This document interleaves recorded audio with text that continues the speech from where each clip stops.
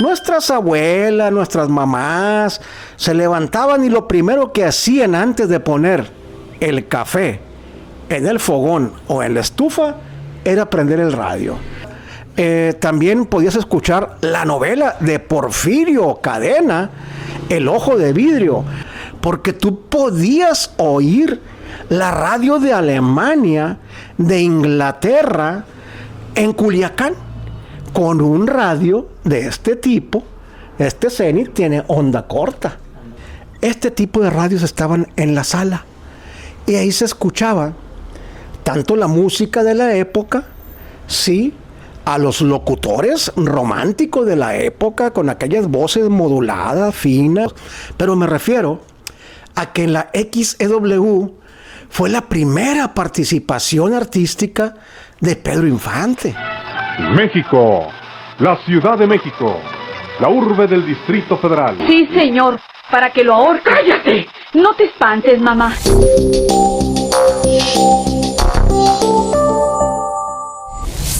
Antes de los años 60, es decir, 1960, la tendencia de la comunicación, del entretenimiento, la información periodística, los llamados de los presidentes de los países principales del mundo eran por la radio.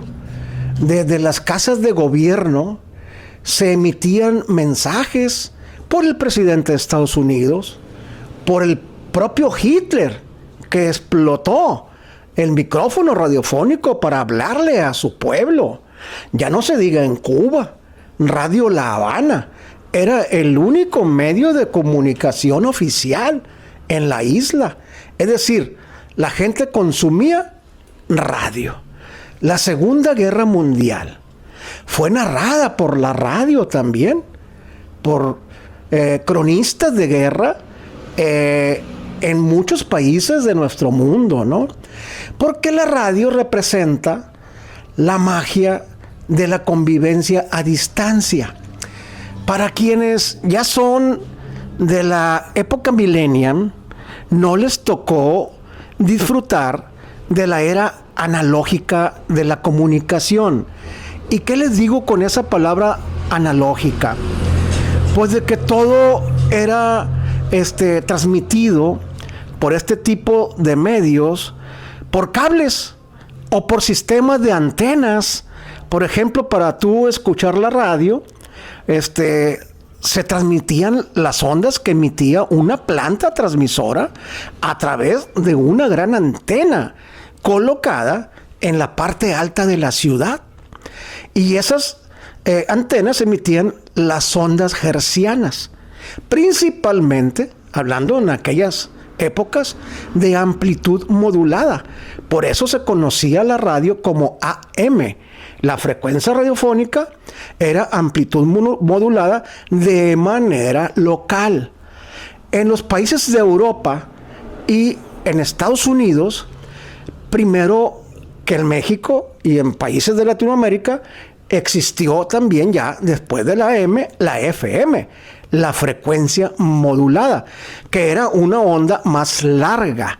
Por eso emitía mayor calidad de sonido que la onda corta de AM, pero con una cobertura menor, a distancia, a kilómetros de tu cobertura, de tu perímetro, de tu entorno, era más corta la frecuencia modulada que la amplitud modulada.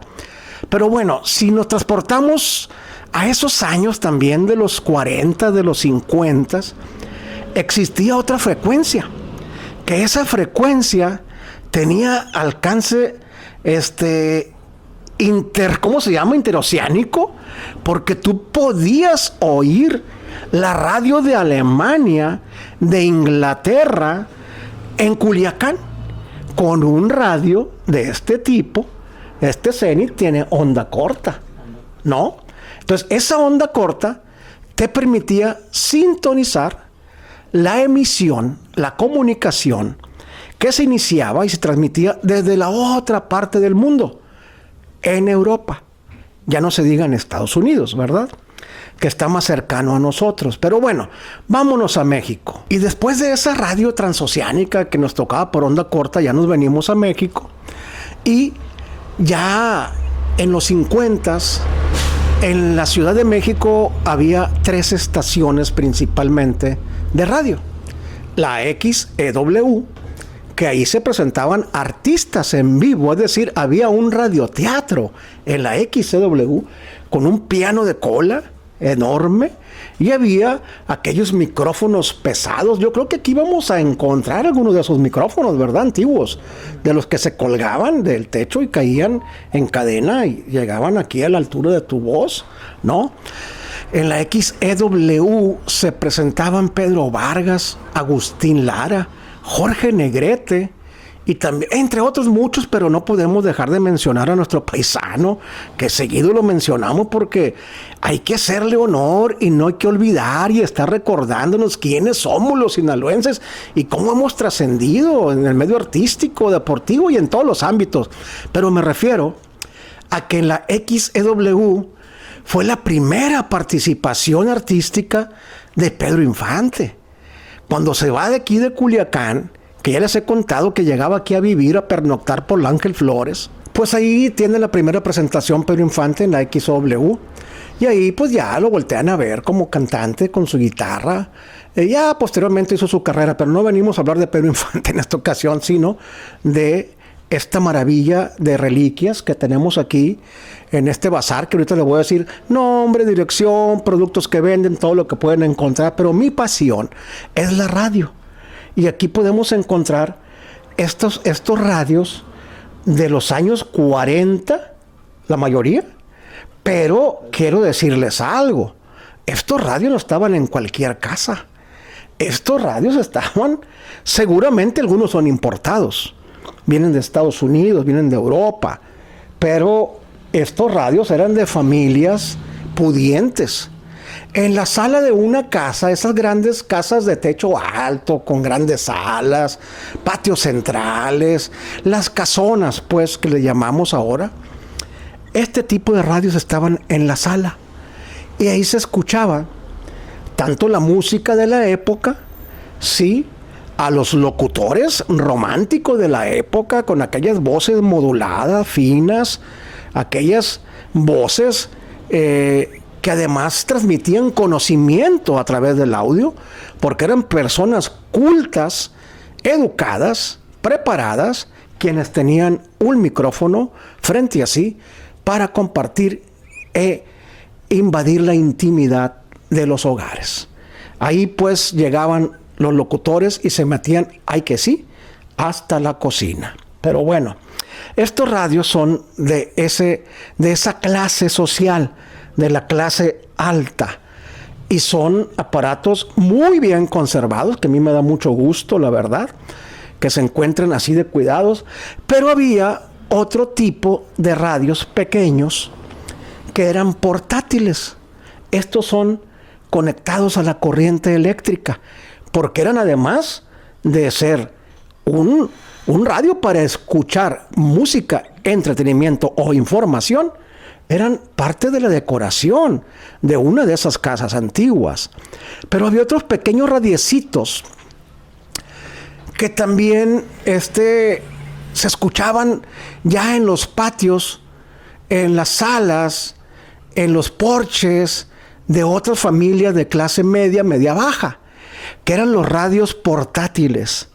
Los radios portátiles había de madera, había forrados de plástico, ¿sí?, con su bocinita interna, y atrás se le colocaban hasta 6 pilas de las tamaño, la verdad que imponente, unas pilas grandes, 6 pilas en aquellos tiempos de la marca Rayovac o Everready, usted no me va a dejar mentir.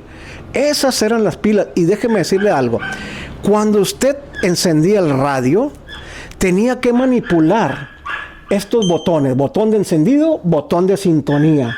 Tenía que manipular y recorrer la caja de la frecuencia para localizar la estación preferida. Obvio, en Culiacán no había muchas estaciones de radio en esos tiempos. Vamos a remontarnos ahora a Culiacán, y aquí también se escuchaban las radionovelas. Las radionovelas eran programas matutinos, preferentemente a las 6, 7 de la mañana. Nuestras abuelas, nuestras mamás se levantaban y lo primero que hacían antes de poner el café en el fogón o en la estufa era prender el radio.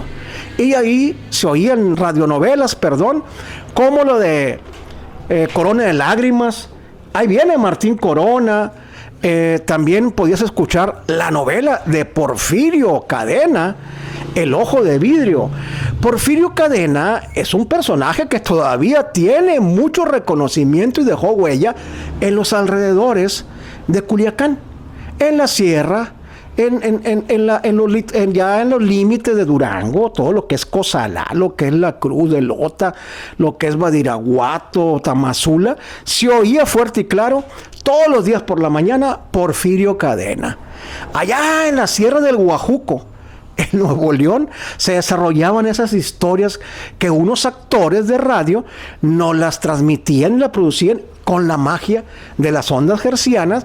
Y nosotros, ¿qué hacíamos? Cuando éramos niños, nos imaginábamos a Porfirio Cadena, ese bandido. Era un bandido muy reconocido y muy querido, que nunca tenía final. Es decir, siempre la libraba, siempre salía adelante. Tuvo muchas amenazas. Yo recuerdo una de las, porque repetían los capítulos. Recuerdo mucho el de la Coralillo. Y ahí los personajes que también se oían por estas bocinas eran Chinto de la Rosa, María Eugenia, ¿no? Y bueno, el inspector, que era el delegado policía, que siempre andaba tras la pista de Porfirio Cadena. Una novela, radionovela muy interesante, la verdad, que siguen preguntando por ella. Calimán. ¿Qué me dices de Calimán? También se oía en las radionovelas, ¿no? Pero hay una que se producía en Cuba. Los cubanos son muy buenos locutores, son muy buenos actores de radio en Cuba, ¿no? Y ahí se creó el personaje de Tres Patines y Nananina y el tremendo juez de la tremenda corte. Esas otras de las radionovelas que también se escuchaban ya por mediodía. Recuerdo yo que la mayoría de las radionovelas se transmitían por la XSQ de aquí de Culiacán, Sinaloa, en el 920 de amplitud modulada. Aquí lo sintonizaba. Y también por la XNW se transmitían algunas radionovelas también en esta ciudad. Así de que qué bonito es recordar la época de la radio, la época romántica de la radio, y que de ahí venimos, ahí nacimos. Nuestra carrera de comunicación en 1980 surge y nace en Grupo ASIR, en la radio. Me tocaron todavía las AM y las FM como productor corporativo de ese grupo radiofónico. Ahí pues la pasión por la radio, desde aquí, de este bazar, en este bazar de antigüedades, ubicado a solo unos pasos del Hospital del Carmen. Así lo va a ubicar usted, así lo va a conocer como Hospital del Carmen. Es decir, estamos a unos pasos de la Aquiles Cerdán. Aquí ubica y aquí lo va a atender Enrique Guadiana. Le voy a dejar unas tomas de todo lo que puedes adquirir aquí, porque hay que decirlo, ya estuvimos en una ocasión aquí haciendo muy buen contenido y muy emocionante, la verdad, porque lo que aquí descubres es historia, ¿sí? Historia viva de Culiacán, y se respira también desde una vieja botella, desde un viejo artículo de colección, hasta relojes de este tipo que vemos, cámaras fotográficas y grandes relojes que también eran parte de la decoración de nuestra sala. Cerámica europea y también asiática. Así de que los dejo en este recorrido que haremos, y aquí casi todo está a la venta. Hay una colección personal, porque el papá de Enrique Guadiana, nuestro amigo, fue uno de los fotógrafos clásicos de esta ciudad. Y me estoy refiriendo a Fotoestudio Serrano, por la Donato Guerra, a un costado, enfrente prácticamente del santuario.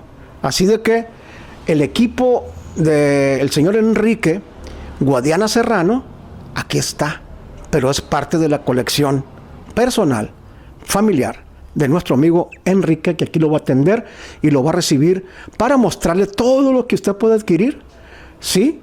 En esta vieja casona de la calle Hidalgo, porque es una vieja casona, amplia, y la verdad que hay de todo.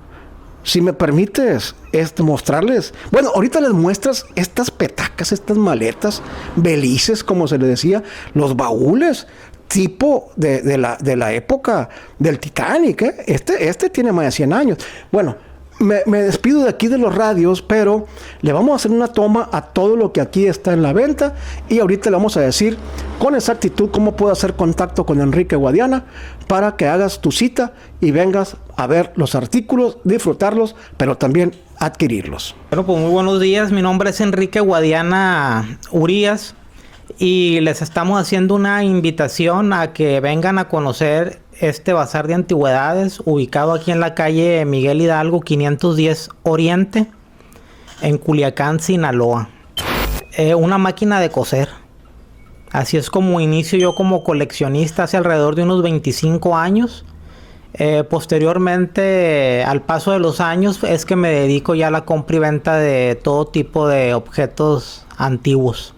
Sí, el domicilio es calle Miguel Hidalgo 510 Oriente, aquí en la colonia Centro, en Culiacán, Sinaloa. El teléfono es 6671-556394.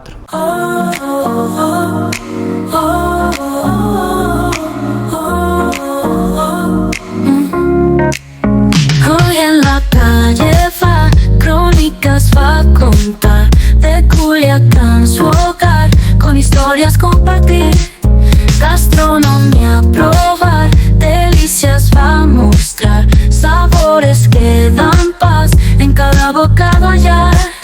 Culiacán hoy y ayer, con Jorge vas a ver la ciudad.